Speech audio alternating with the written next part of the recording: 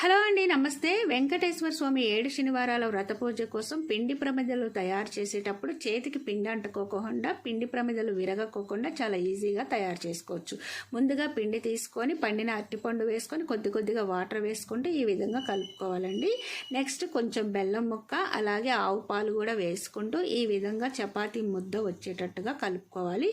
ఇందులో ఆయిల్ కానీ ఆవు నెయ్యి కానీ వేయాల్సిన అవసరం అయితే లేదు. ఇలా మూత పెట్టేసి ఒక 15 మినిట్స్ ఉంచేసి ఆ తర్వాత చిన్న చిన్న బాల్స్ లాగా తయారు చేసి పక్కన పెట్టుకోవాలి.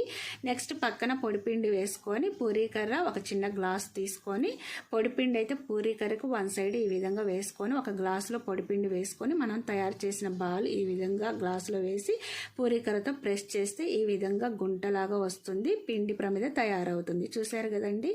దీపాలు వెలిగించిన తర్వాత కొండ ఎక్కే వరకు ఎక్కడా కూడా ఈ పిండి ప్రమిద చిట్లదండి. మీకు నచ్చితే ఈ వీడియో లైక్, షేర్